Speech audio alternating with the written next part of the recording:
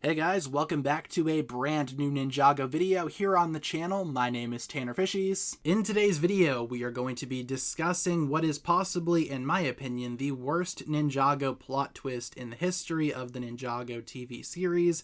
Maybe that's a bit dramatic, but it's still not good in my opinion. Of course, this comes from Ninjago Dragons Rising Season 2 Part 2, a chapter of Ninjago that I still have a lot of issues with, and after rewatching it recently, again, I still have issues with the plot twist that was trying to establish itself as a big thing, when in reality, in my opinion, it just kind of flopped. Of course, with that being said, this video will contain spoilers for Season 2 Part 2 of Dragons Rising. Keep that in mind, spoilers are ahead. And also, this video will contain opinions. If you are allergic to opinions for some reason, especially opinions that are negative, you might want to skip this one. So with that being said, what plot twist am I talking about? Well, in Dragons Rising Season 2 Part 2, there are a few mysteries that were kind of established. Ultimately, those mysteries build up to a reveal that isn't all that exciting. The series treats it as some type of big reveal, some type of insane plot twist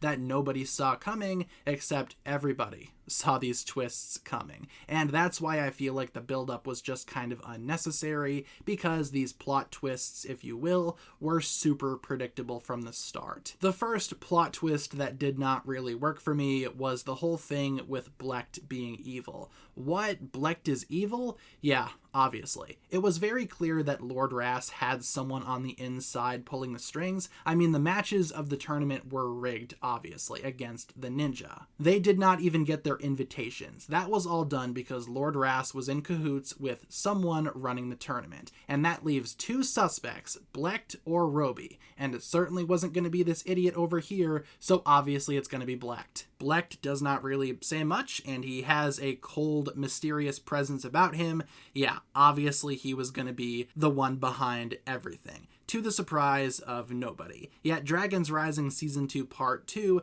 treats this as some type of big thing. They also try to leave a little bit of a red herring in there, suggesting that perhaps Roby is truly the one behind everything. And honestly, that would have been the bigger plot twist, and that would have worked. Can you imagine if Roby was just pretending to be Roby the entire time, and he actually was this evil mastermind putting on this facade of being this dumb teenager? I feel like that would have been more of a twist than, oh, it's just the grumpy old man who's evil. No kidding. So again, this one did not really work for me because the suspects themselves kind of pointed to who it was. It was very obvious from the start. Ninjago Dragons Rising Season 2 Part 2 had the chance to give us an interesting twist by actually having it be Roby, but alas, they decided to go for the more boring and predictable option. And the other twist that really did not work for me was the whole mystery surrounding the dragon horns belonging to the Arc Dragons. Who would kill these Arc Dragons and take their horns? Gee, I don't know, maybe the bad guys. And yes, towards the end of Season 2 Part 2, it was revealed, to the surprise of nobody, that Noct and his sister Rox, who was possessing Jordana's body, were the ones responsible for killing the Arc Dragons and taking their horns. Wow, what a surprise. What a shock. No, but for real, again, like the Blecht mystery, Dragons Rising Season 2 Part 2 treats this as some type of unsolvable thing. How exactly could the ninja know who was killing all the dragons? It's not like immediately after Noct was freed, the dragons started dying or anything. Surely that would not draw suspicions. Maybe the ninja are just kind of dumb because they were not suspicious at all. If anything, they thought it was Lord Ras, and I feel like they probably just should have looked a little bit to the right.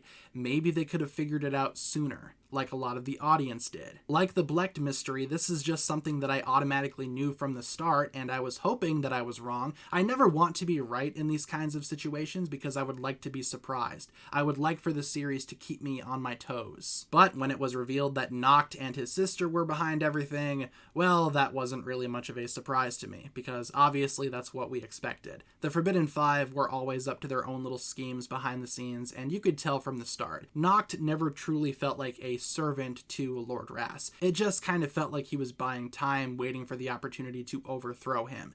And alas, that is exactly what happened. And it's not like these mysteries were just one-off things either. Dragon's Rising Season 2 Part 2 has a whole plot thread that expands throughout the entire 10-episode arc, establishing how important it is to solve this mystery. And every episode, they all regroup and Eren informs them of what he's discovered, when ultimately all of these mysteries could have been solved just using common sense and opening our eyes a little bit. Like, come on, none of you guys knew that it was going to be Blecht? None of you guys knew that Noct was going to be the one killing the dragons? How many villains have you guys faced before? How many allies have you had that turned out to be evil? You truly did not see any of this coming. This is like the most stereotypical thing ever. Now, I've been talking a lot of smack, but how exactly would I fix this? Well, Dragon's Rising Season 2 spends a lot of time talking about who would have done these things. The classic whodunit, right? Who is the culprit? Instead, what should have been focused on is why these things are happening. Why would Noct kill the dragons? Why would Blecht be rigging the games? And sure, Dragon's Rising Season 2 Part 2 touches on that, but the main priority is figuring out who did it. This 10-episode arc prioritizes who instead of why. It would have been better if we spent the time establishing why these characters would do what they do. What exactly is Noct and his sister Rox's plan here? Clearly they are up to something if they are killing dragons and taking their horns, but where are the horns, you know? Why would Noct do all this? Does Lord Ras know? These are the questions that should have been asked here, and it would have provided a more intriguing lens to this mystery subplot that Season 2 Part 2 tried to accomplish. Because the audience already knows. Like I said, I was not surprised by either of these plot twists. So in my opinion, if the culprits are going to be extremely obvious, what you should do instead is, again, focus on the why. Like I said, Dragon's Rising Season 2 Part 2 touches on this, but it prioritizes the who instead of the why. Again, all of the pieces were here to make this mystery aspect intriguing and a lot better than what it was. I feel like this is just such a big missed opportunity from Dragon's Rising Season 2 Part 2. And ultimately, when the reveals happen, again, it just kind of feels mellow. Not as important as it should be. So overall, that'll pretty much wrap it up for my thoughts here. I've been wanting to talk about this for a long time, ever since Season 2 Part 2 got leaked early. This strange mystery subplot that Season 2 Part 2 kept trying to insist was working, but in reality it really wasn't, at least not in my opinion. Do you personally think that all of these mysteries and subplots worked? Why or why not? And thank you so much for tuning in. Hopefully you enjoyed today's video. If you guys did enjoy this one, feel free to like and subscribe, do all that fun stuff, and I will talk to you guys again very, very soon. Peace.